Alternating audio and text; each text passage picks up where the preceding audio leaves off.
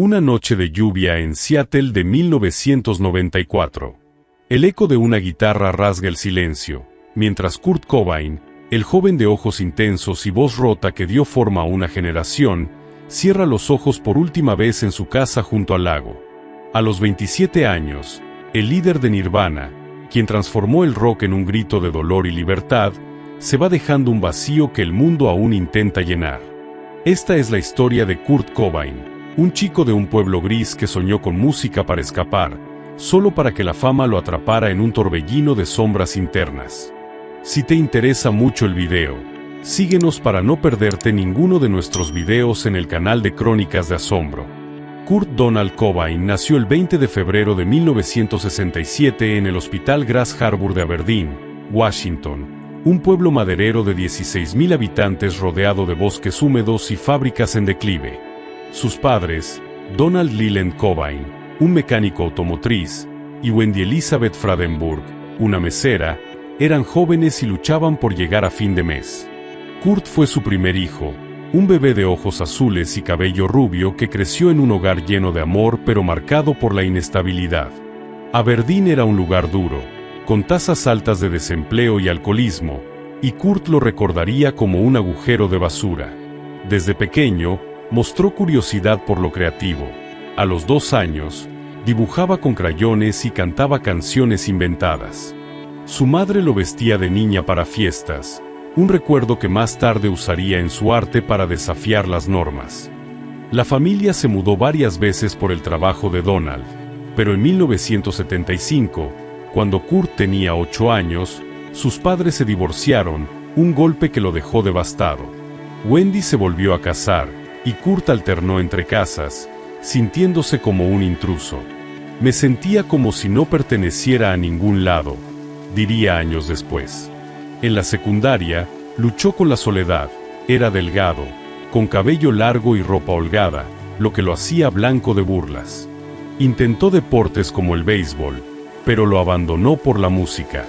A los 14, su tío le regaló una guitarra Fender Mustang roja, y Kurt se obsesionó.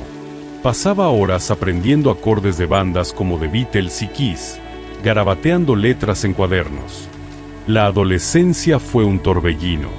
En 1982, a los 15, Kurt se mudó con su madre a Aberdeen, donde empezó a experimentar con amigos, incluyendo graffiti y pequeñas travesuras.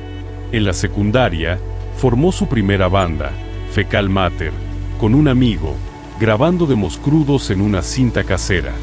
Su voz era áspera, llena de rabia adolescente, y sus letras hablaban de alienación. Era mi forma de gritar, recordaría. Pero la escuela no duró. Dejó las clases en 1985. Él estaba en trabajos temporales como lavaplatos, mientras vivía con amigos o en vans abandonadas. En 1986, conoció a Tracy Marander, su primera novia seria, quien lo apoyó mientras él escribía canciones sobre amor y pérdida.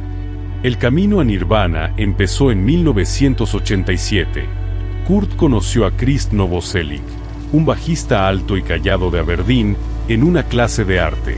Compartían pasión por el punk y el metal, y formaron Nirvana con el baterista Aaron Burkhardt. El nombre vino de un libro de espiritualidad que Kurt leía, simbolizando libertad de dolor y sufrimiento. Tocaban en fiestas locales, con sets caóticos y letras que escupían contra la sociedad. En 1988, grabaron su primer demo, Bleach, en Disciple Recording, por $606. El sonido era sucio, con guitarras distorsionadas y voz gritona, influenciado por Black Sabbath y The Melvins. Vendió 1000 copias en el circuito underground de Seattle, un movimiento que hervía con bandas como Soundgarden y Money. La escena de Seattle en los 80 era un caldo de cultivo para el grunge. Bares como el OK Hotel y Central Tavern bullían con jóvenes desilusionados, tocando por cerveza y aplausos. Nirvana se mudó a Olympia en 1988, donde Kurt conoció a Courtney Love, cantante de Ole, en un concierto. Su química era explosiva, pero aún no era amor. En 1989, Burkhardt salió, y Chad Channing se unió como baterista. Grabaron más demos, y Bleach salió en Sub Pop, vendiendo 40.000 copias en 2 años. Canciones como About a Girl mostraban el lado melódico de Kurt, inspirado en The Beatles. El ascenso fue meteórico. En 1990, Nirvana firmó con Geffen Records, y Dave Grohl se unió como baterista tras verlos en un show. Su química era perfecta, el bajo pesado de Chris, la batería furiosa de Dave, la guitarra cruda de Kurt. Grabaron Nevermind en Sound City Studios en 1991, con el productor Butch Vig puliendo su sonido sin perder la crudeza. Smells Like Teen Spirit salió en septiembre, un himno de rebeldía que explotó en MTV. El álbum vendió 30 millones de copias, catapultando a Nirvana al mainstream. Kurt, con su cabello rubio largo y suéteres holgados, se convirtió en el rostro del grunge, una moda de camisas de franela y jeans rotos que reflejaba la angustia de la generación X. Pero la fama trajo tormentas. Kurt luchaba con dolor crónico en el estómago desde los 20, un problema que lo doblaba de agonía, diagnosticado como síndrome de intestino irritable. Buscaba alivio en medicamentos y sustancias que calmaban el malestar, pero lo arrastraban a un ciclo de dependencia. En 1990, empezó a usar sustancias para manejar el dolor, una decisión que Courtney compartió en sus primeros años juntos. Se casaron en 1992 en una ceremonia hawaiana, y su hija Frances Bean nació ese año, un rayo de luz en la oscuridad. Pero el peso crecía. Kurt odiaba el éxito comercial, sintiéndose como un payaso del grunge. En 1992, Nirvana hizo su primera gira europea, pero Kurt colapsó en Múnich por agotamiento, cancelando shows. Regresó a Seattle, donde la presión lo agobiaba. In Utero, su tercer álbum, salió en 1993, más crudo que Nevermind, con canciones como Heart-Shaped Box que gritaban su lucha interna. Vendió 15 millones, pero Kurt se sentía atrapado. Intentó terapia y rehabilitación, pero las recaídas eran comunes.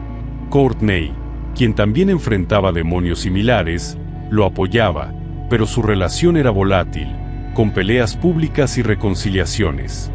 El 4 de marzo de 1994, en Roma, Kurt tuvo un colapso grave.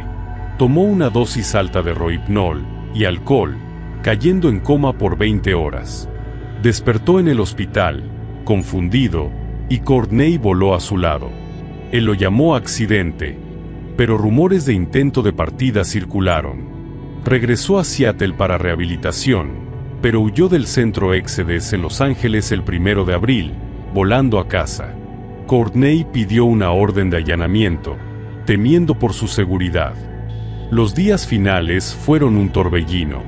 El 5 de abril, Kurt compró un cartucho de escopeta Remington Model 11 de 20 gauge en un pawn shop. Esa noche, en su casa de Lake Washington Boulevard, escribió una nota de despedida dirigida a Frances, expresando amor y remordimiento por no poder ser el padre que quería. Alrededor de las 5:20 de la mañana, se tomó una dosis letal de sustancias, y luego se disparó en la cabeza con la escopeta, colocada en su boca. Su cuerpo fue encontrado el 8 de abril por un electricista, Gary Smith, quien instalaba un sistema de seguridad. La policía llegó y confirmó la escena, la nota en una maceta de flores, y niveles de sustancias 3 veces letales en su sangre. La investigación fue rápida. El forense Nicholas Kochlich realizó la autopsia el 8 de abril, determinando que la causa fue un disparo autoinfligido en la cabeza, con la muerte ocurriendo el 5 de abril alrededor de las 5:30 de la mañana. No había signos de lucha, y la nota, aunque dirigida a Frances, parecía una carta de despedida general. La policía de Seattle cerró así el caso el 12 de abril, citando su historial de depresión e intentos previos. Courtney Love organizó un funeral público el 10 de abril en el Gainville Funeral Home, con 200 personas, incluyendo Eddie Vedder y Chris Novoselic. Su cuerpo fue cremado, y sus cenizas esparcidas en McLean Park, su lugar favorito en Seattle. Pero las dudas no se apagaron. La cantidad de sustancias que había en su sistema, que fue 3 veces letal, Se llegó a la pregunta de cómo pudo disparar después de inyectarse tanto. Tom Grant, un detective privado contratado por Courtney, cuestionó la nota, alegando que la última línea, Frances y Courtney, estaré en tu altar, parecía añadida. En 1994, el FBI recibió peticiones para investigar, pero lo rechazó por falta de evidencia federal. Teorías de asesinato surgieron. Algunos culpan a Courtney por motivos financieros, ya que Nirvana valía millones. Otros hablan de un fan obsesionado o un complot de la industria. Documentales como Soaked in Bleach de 2015 exploran estas ideas, pero la policía las descartó tras revisar el caso. El legado de Kurt es inmenso. Nirvana vendió 75 millones de discos, y Nevermind cambió el rock, matando el hair metal y abriendo puertas al alternativo. Bandas como Foo Fighters, de Dave Grohl, y Hole llevan su eco. En 2014, fue inducido al Salón de la Fama del Rock, y en 2023, su hija Frances Bean vendió una guitarra suya por $6 millones, donando a causas mentales.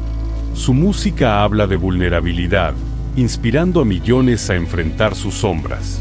Kurt Cobain no fue solo un músico, fue un espejo de una generación que gritaba por ser oída. Su partida, un recordatorio de que la fama no cura el dolor interno, nos deja con una pregunta: ¿qué pasa cuando el grito se apaga? Su historia, un himno de resistencia, sigue sonando, invitándonos a escuchar con el corazón. Déjanos en los comentarios qué opinas acerca de este caso. No te olvides de seguirnos, dejar tu like y activa la campana. Nos vemos en el próximo video de Crónicas de Asombro.